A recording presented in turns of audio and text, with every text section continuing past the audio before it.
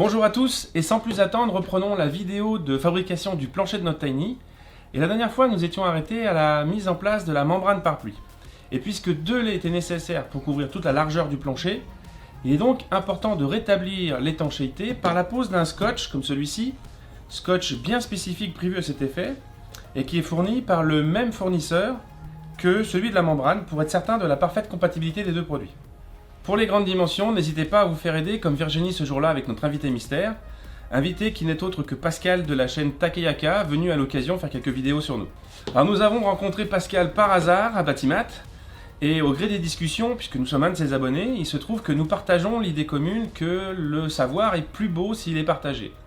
Et c'est pour cette raison que Pascal a un petit peu fini de nous convaincre de réaliser ces vidéos pour que vous puissiez être informés sur les techniques et sur les choix des matériaux nécessaire pour correctement réaliser son projet.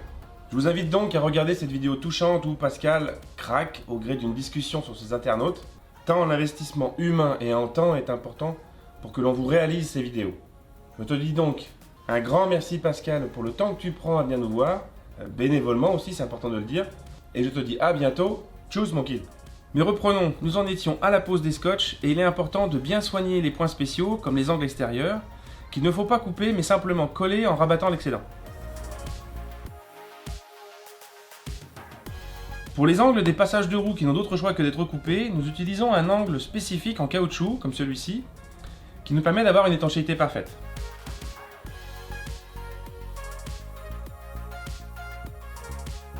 Ensuite, c'est la tôle alu perforée qui va prendre en sandwich cette membrane entre la tôle et la structure. Cette tôle, elle sert à plusieurs choses. Elle sert à protéger le plancher des gravillons lorsque la Tiny roule. Elle est ajourée pour permettre le passage de la vapeur d'eau. Elle est ajourée aussi parce que du coup ça nous fait un gain de poids important pour la Tiny. Et puis si elle est ajourée, elle a des petits trous, c'est aussi beaucoup plus facile à visser. Et justement, parce que l'on visse ces plaques à travers la membrane, on fait un trou, on installe sur la vis une petite rondelle caoutchoutée en EPDM qui a pour but de garantir l'étanchéité à l'emplacement où on a placé la vis, mais également à garder à distance l'électrozinc de la vis de la tôle aluminium. En effet, nous sommes sur 2 métaux différents, on pourrait donc avoir une corrosion électrolytique qu'on appelle électrolyse, et pour ce faire, la rondelle EPDM est parfaite pour ça. Pour la mise en place des tôles, commencez par bien vous installer sur une grande table. La nôtre fait 1,20 m par 2,40 m, alors que les tôles font 1 m par 2 m.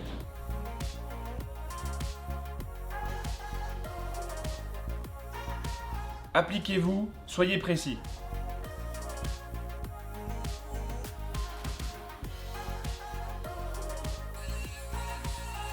Pour les découpes, vous pouvez utiliser une scie plongeante comme la nôtre, mais surtout avec une lame spécifique pour les métaux.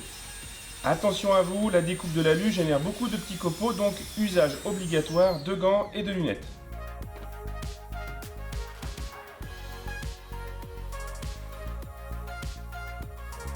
Pour les points spéciaux, vous pouvez utiliser une cisaille aviation, mais attention à l'utiliser le moins possible car cela crée des bords coupants incompatibles avec la membrane qui doit rester étanche.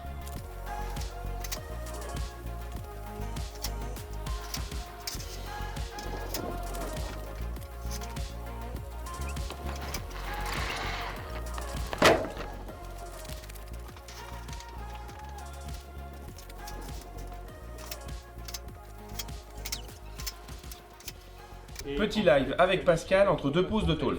Avec des vis électrozinguées sur des rondelles EPDM pour garantir l'étanchéité d'une part. Ah oui, regarde là, on voit bien dessous le PDM qui est dessous. Et pourquoi il y a le PDM? Alors, pour l'étanchéité d'une part, et deuxièmement pour une Ah oui, question... parce que nous on perce la structure et la membrane, donc ça réassure au passage. Voilà. Et puis tout simplement parce qu'on a différents métaux. Et si jamais on a de l'eau, de l'humidité, il peut y avoir aussi un effet de pile. Un effet de pile, c'est pas le... Comment ça s'appelle, Amélise, comment tu te rappelles? Passe-moi le mot. Voilà, tu sais, la compatibilité entre les matériaux métalliques là. C'est ça. Oh, en plus je l'ai mis dans ma vidéo du jour. Ah, je l'ai mis dans... Sauve-nous. Virginie nous a-t-elle sauvé de ce trou de mémoire? Pour le savoir, regardez la vidéo de Pascal en suivant ce lien.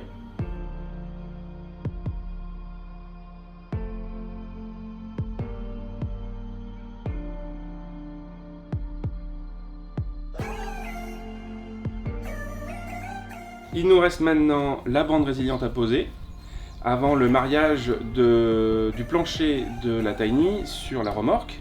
Alors cette bande résiliente, c'est ni plus ni moins qu'une petite mousse qui est autocollante d'ailleurs, une petite mousse autocollante qui est faite pour éviter l'électrolyse des métaux entre la sous-face aluminium du plancher et l'acier, bien que ce soit peint, de la remorque.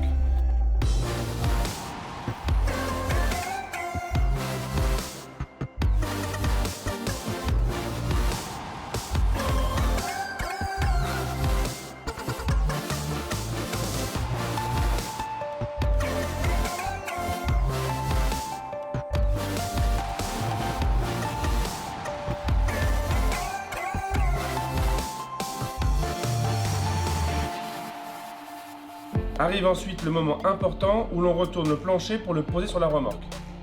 Alors c'est une opération très simple puisque le plancher est encore très léger.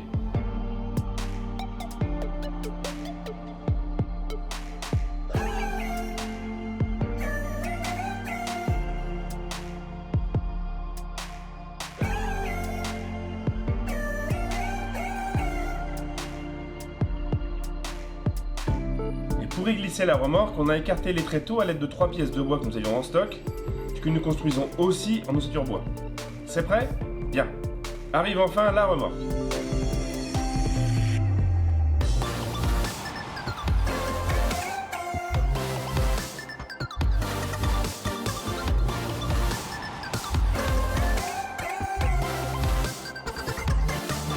Et on termine par descendre le plancher.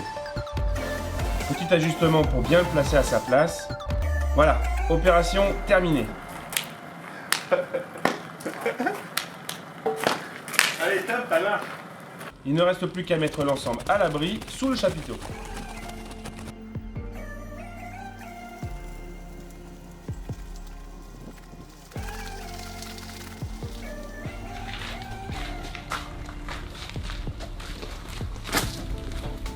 Alors, c'est moi qui vais vous donner le mot de la fin, parce que Yann, il a plus de voix. Donc, merci de nous suivre et on se revoit sur une prochaine vidéo pour la suite de l'aventure de notre Tiny. Bye!